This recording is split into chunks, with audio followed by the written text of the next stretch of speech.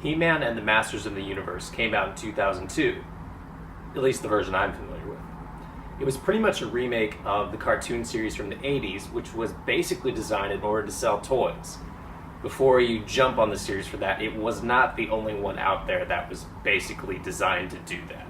G.I. Joe can be looked at as one of them, Transformers can be looked at as another series, and then obviously He-Man. Now He-Man, this series and every series coming from the source material, is basically inspired by pretty much every single thing you could think of in fantasy, but especially Conan the Barbarian. I mean, if you just look at He-Man, it's pretty much Conan. And that's all you really need to know about the series.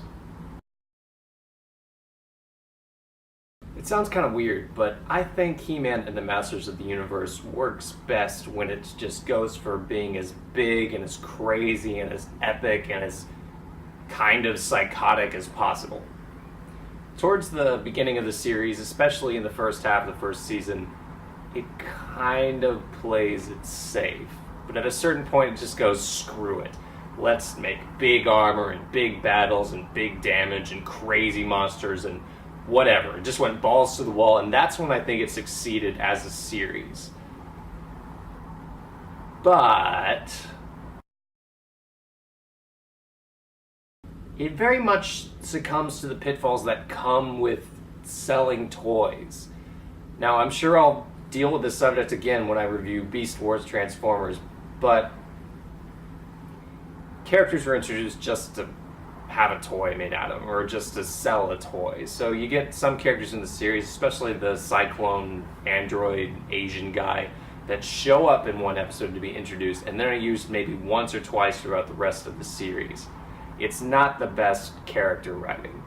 You kind of have your core group that are used occasionally, but then everybody else just, there's no time for all these characters, so you really don't get any sort of attachment to them. They're just kind of there to be cool, to be sold as a toy, and then they're gone. Also, it gets a little awkward towards the later end of the series when the main villain, Skeletor, who's pretty cool, but has kind of gotten his ass kicked time and time again, is replaced by the Snake Men.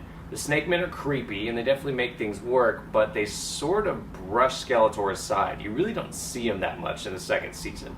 And I think part of that was, well, they planned on a third season. They thought they were going to have Skeletor come back, and they thought they were going to introduce a new villain at the same time. They definitely build that up. But the show was canceled before any of that happened, so instead you get kind of just this weird replacement effect, and it's a little awkward. Honestly, the ending fell a little flat for me.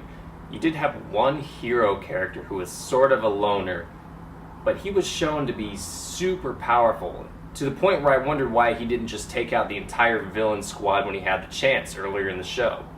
So he fights the Snake Men, and he kills them. Or at least their leader. That's pretty much it. It's not what you would call an epic battle. It kind of almost feels like they were running out of time. They had to decide between, do we have screen time to have this one-on-one between these two blood rivals, or do we devote that same screen time to the big He-Man battle against the giant rampaging snake monster? I guess they chose the snake monster because they really didn't have too much time for King Hiss in the end. And that was pretty much it. They had a couple extra storylines they were going to do. They were going to reveal who a certain character's father was. Spoiler alert, it doesn't really matter. And they were also going to introduce a new villain that was above Skeletor even, which could have been cool, but basically the series was just canceled and ended. Since I gave Batman Beyond a 6.5 out of 10, I would have to give He-Man and the Masters of the Universe a 5.5 out of 10. It's silly, it's sometimes fun, but overall it doesn't exactly have the greatest writing in the world, and really it's more about sparkle than anything substantial. It's really not that deep.